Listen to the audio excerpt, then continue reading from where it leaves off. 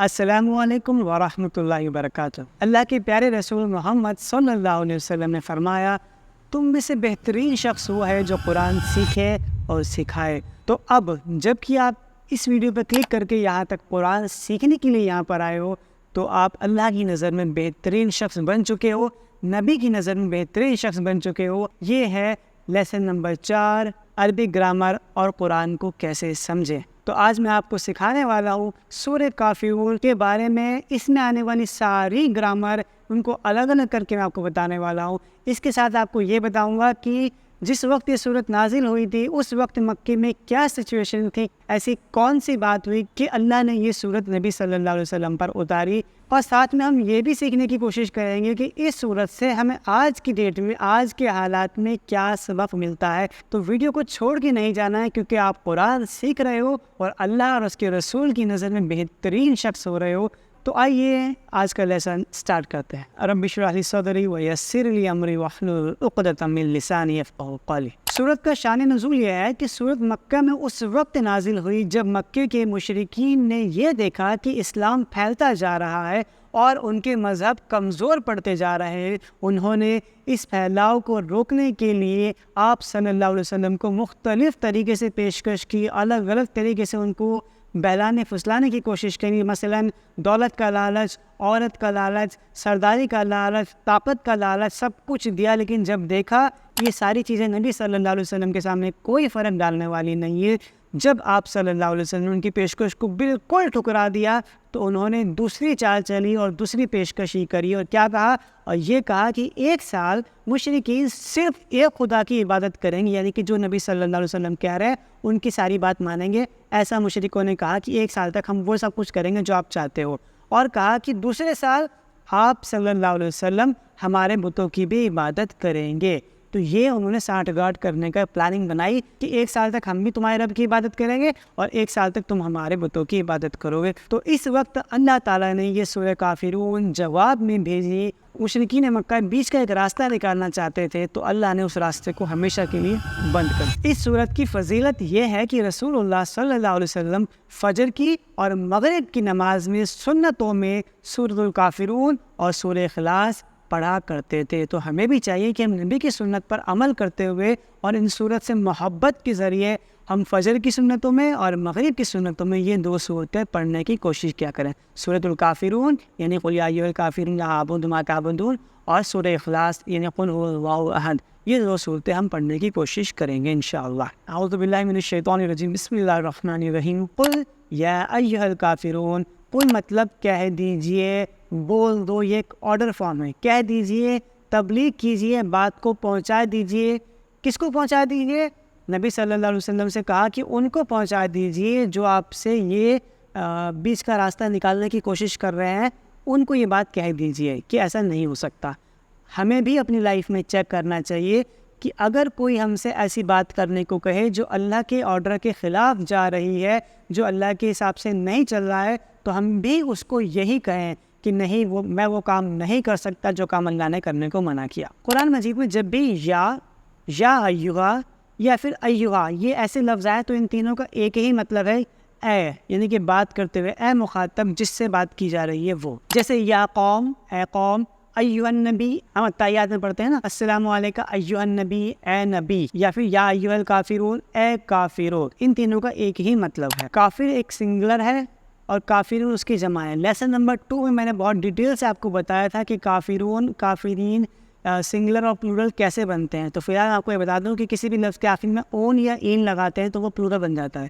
جیسے کافر ایک سنگولر ہے اور تو کافرون اس کا پلورل ہے، بہت سارے کافروں سے کہا جا رہا ہے۔ قل یا ایھا الکافرون، کہہ دو کہ اے وہ جو کافر ہیں، جو انکار کرنے والے ہیں، وہ سب سن لو بات کو۔ اس وقت پہ کافر کا معنی جان لینا بہت ضروری ہے۔ ہم کافر کا معنی بہت غلط طریقے سے لیتے ہیں، کبھی اسے گالی سمجھتے ہیں اور کبھی ہر نان مسلم کو ہم کافر کہنا شروع کر دیتے ہیں۔ ہمیں حق ہے انہیں کافر کہنے کا، اور کافر کون ہے یہ میں آپ کو بتانے والا ہوں۔ کافر کا معنی ہے انکار کرنے والا، یعنی جو بات پہنچا دی گئی ہو، بات سمجھا دی گئی ہو، اس کے سننے کے بعد، سمجھنے کے بعد بھی وہ انکار کر دے تو وہ انکار کرنے والا ہے اور وہ کافر ہے۔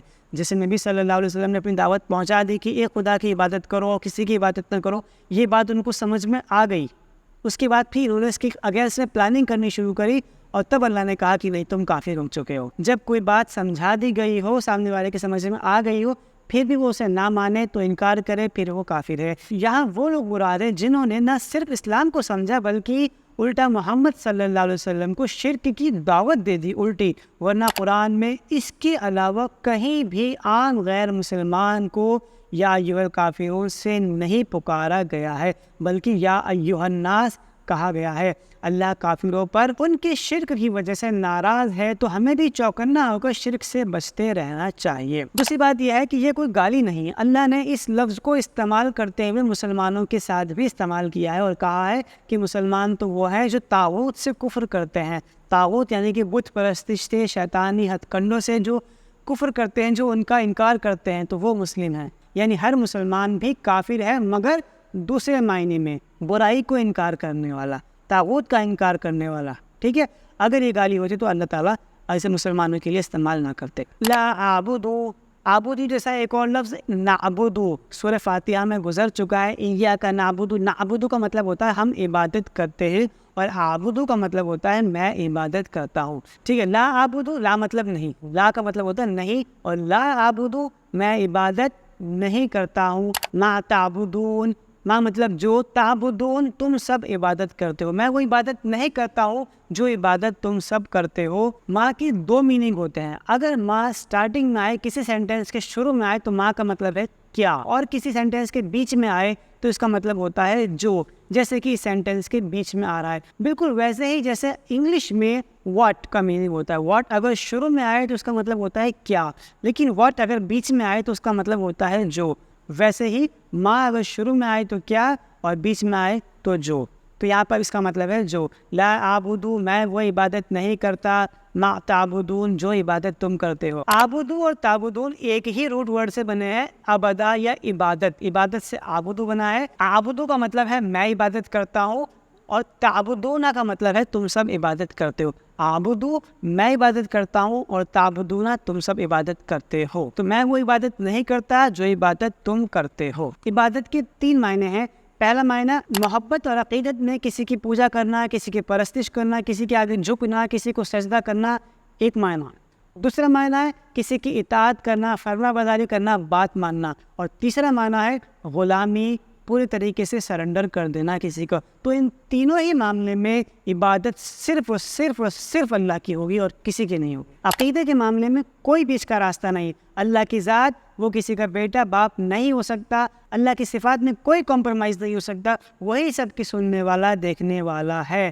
اللہ کے حقوق میں کوئی کمپرومائز نہیں ہو سکتا، اسی کو سجدہ کیا جائے گا اور کسی کو نہیں کیا جائے گا۔ اللہ کے اختیارات میں کوئی کمپرومائز نہیں ہو سکتا، قانون بنانے کا، قانون ہٹانے کا حق صرف اللہ کو ہے اور کسی کو نہیں ہے۔ ولا انتم عابدون ما اعبد، ولا انتم دو الگ الگ لفظ ہیں، و اور لا مطلب نہیں، انتم مطلب تم سب، یہ میں آپ کو پہلے بتا چکا ہوں لیسن نمبر 1 میں۔ ہوا مطلب وہ، ہم مطلب وہ سب، انتا مطلب تو، اور انتم مطلب تم سب۔ ولا انتم اور نہیں ہو تم سب، عابدون عبادت کرنے والے، جیسے کافر کی جمع کافرون، ایسے ہی عابد کی جمع عابدون عبادت کرنے والے، اور تم سب نہیں ہو عبادت کرنے والے۔ ما مطلب وہی جو، عابدو میں عبادت کرتا ہوں، اور تم وہ سب عبادت کرنے والے نہیں ہو جو عبادت میں کرتا ہوں۔ یہاں بھی وہی والا عابدو آیا جو پہلے آیا تھا۔ یہ غلط فہمی میں نہیں رہنا چاہیے کہ تم اللہ کی عبادت کرنے والے ہو، شرک کے ساتھ اللہ کی عبادت مقبول ہی نہیں ہے۔ انہوں نے کہا تھا کہ ہم اپنے بتوں کے ساتھ ساتھ تمہارے رب کی بھی عبادت کریں گے، تو نبی صلی اللہ علیہ وسلم نے کہا ایسا ہو ہی نہیں سکتا، اگر تم اللہ کے ساتھ کسی اور کی عبادت کر رہے ہو تو پھر وہ اللہ کی عبادت ہے ہی نہیں۔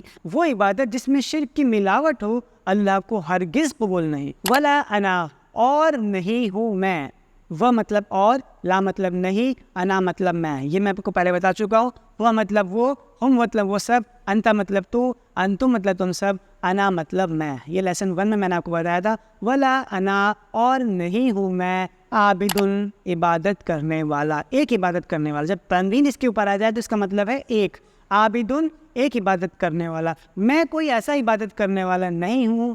ما عبدتم، ما یہ پھر وہی والا آ گیا، ما مطلب جو، عبدتم فعل ماضی ہے، پاسٹ ٹینس کا صیغہ ہے، ابدا اس نے عبادت کری، ابدو سب نے عبادت کری، ابدتا تو نے عبادت کری، ابدتم تم سب نے عبادت کری، تو ما عبدتم تم سب نے عبادت کری، میں وہ عبادت کرنے والا نہیں ہوں۔ اگر یہ لیسن آپ کو سمجھ میں آ رہا ہے تو کنٹینیو کریے اور اسے پورا دیکھیے، اور اگر سمجھ میں نہیں آ رہا ہے تو ایک بار پھر سے اس کو ریپیٹ کریے، انشاءاللہ دوسری بار میں ضرور سمجھ میں آئے گا۔ اللہ نے قرآن میں کہا کہ ہم نے اسے نصیحت کے لیے، سیکھنے کے لیے آسان بنا دیا، تو ڈیفینیٹلی قرآن بہت آسان ہے سیکھنے کے لیے، تو اللہ سے دعا کرنی چاہیے کہ اللہ ہمیں اسے سیکھنے کے لیے اسے آسان بنا دے اور ہمیں سیکھنے کی توفیق اور عمل دے۔ شدت سے انکار کیا جا رہا ہے کہ تمہارے معبودوں کی عبادت نہیں ہو سکتی، نہ اب ہو سکتی ہے اور نہ مستقبل میں ہو سکتی ہے، نہ موجودہ معبودوں کی ہو سکتی ہے، نہ ماضی کے معبودوں کی ہو سکتی ہے، کسی کی نہیں ہو سکتی ہے۔ بات کو الگ الگ طریقے سے گھما کے بالکل سرے سے منع کر دیا گیا۔ اگر صرف اتنی بات بھی کی جاتی کہ میں وہ عبادت نہیں کرتا جو تم کرتے ہو تو بات پوری ہو جاتی، لیکن بات کو ہر طریقے سے الگ الگ سینس میں، الگ الگ فارم میں بتایا گیا ہے کہ میں وہ نہیں کرتا جو تم کرتے ہو، میں وہ نہیں کروں گا جو تم کرو گے، میں نے وہ کری ہی نہیں جو تم نے کری۔ یہ سب بالکل الگ الگ طریقے سے کھول کے بات کو اتنی سختی سے منع کیا گیا کہ اس میں کوئی کمپرومائز ہے ہی نہیں۔ ہمیں بھی اپنی لائف میں دیکھنا چاہیے کیا ہمارے ایمان میں کوئی ملاوٹ تو نہیں ہے، کہیں ایسے تو نہیں کبھی ہم اللہ کی بات ماننی شروع کر دیتے ہیں اور کبھی اللہ کی بات ماننی چھوڑ دیتے ہیں، کبھی ہم ظہر کی نماز پڑھ لیتے ہیں اور فجر کی نماز ہم سے چھوڑ جاتی ہے۔ خوشی کے حالات میں اللہ کے لیے الگ نظریہ ہمارا ہوتا ہے اور غم کے حالات میں اللہ کے لیے ہمارا نظریہ الگ ہوتا ہے۔ جب کسی دوسرے کی شادی میں ہم جاتے ہیں تو بڑے فتوے لگاتے ہیں کہ ایسا نہیں کرنا چاہیے، ویسا کرنا چاہیے۔ جب ہمارے گھر میں کوئی فنکشن ہوتا ہے تو ہم کہتے ہیں ہمارا تو پہلا فنکشن ہے، ہمارا تو آخری فنکشن ہے، اور تھوڑا سا تو ہم کر سکتے ہیں، اس سے کوئی فرق نہیں پڑتا۔ بالکل نہیں ہو سکتا، اللہ کے آرڈرز میں کوئی ملاوٹ نہیں ہو سکتی۔ یہ بات ہمیں سورہ کافرون بتا رہی ہے۔ حق اور باطل مکس نہیں ہو سکتے، سچ اور جھوٹ مکس نہیں ہو سکتے، اندھیرا اور روشنی مکس نہیں ہو سکتے۔ اگر کوئی انسان دن میں 10 بار سچ بولتا ہے اور ایک بار جھوٹ بولتا ہے تو آپ اس کو سچا نہیں کہہ سکتے، کیا پتہ کون سی بات وہ جھوٹ بول رہا ہے، آپ کو اس کی ہر بات پہ شک ہوگا۔ تو سچ اور جھوٹ مکس نہیں ہو سکتے۔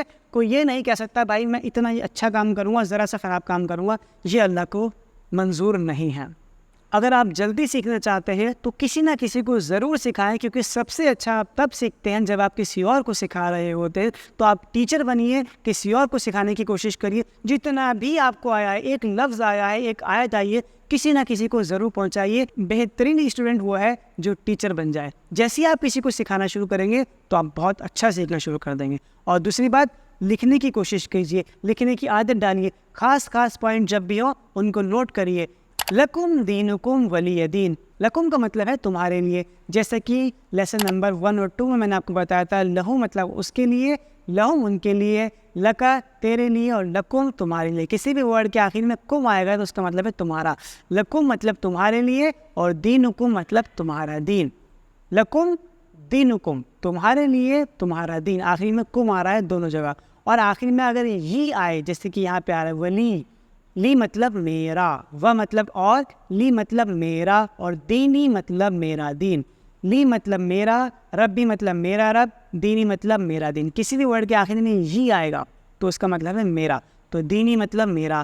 لکم دینکم تمہارے لیے تمہارا دین، و اور لی میرے لیے، دینی میرا دین، تمہارے لیے تمہارا دین، تمہیں تمہارا دین مبارک ہو۔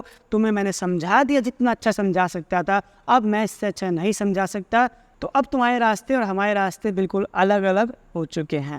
اس کا مطلب یہ نہیں ہے کہ آپ تبلیغ روک دو، آپ کو اپنی تبلیغ کرتے جانی ہے، فیصلہ اللہ پر چھوڑ دینا ہے۔ تو اس سے جو ہمیں سبق ملتا ہے وہ یہ ہے کہ کمپرومائز نہیں ہے، اللہ کے دین میں کوئی کمپرومائز نہیں ہے، سچ اور جھوٹ میں کوئی کمپرومائز نہیں ہے، حق اور باطل میں کوئی کمپرومائز نہیں ہے، پاکی اور ناپاکی میں کوئی کمپرومائز نہیں ہے، دین میں اخلاص اور دین میں شرک کوئی کمپرومائز نہیں ہے۔ تو آج کے لیے اتنا ہی۔ مغرب اور فجر کی سنتوں میں سورہ کافرون کو ضرور ایڈ کرے، جو بھی آج سیکھا کسی اور کو ضرور سکھائے۔ بات اگر سمجھ میں آئی ہو تو کمنٹ میں اپنا نام ضرور لکھیں، میرے چینل کو سبسکرائب کریں اور اس ویڈیو کو زیادہ سے زیادہ شیئر کریں۔ اللہ تعالی ہم سب کو قرآن کو سمجھنے کی، پھیلانے کی توفیق عطا فرمائے۔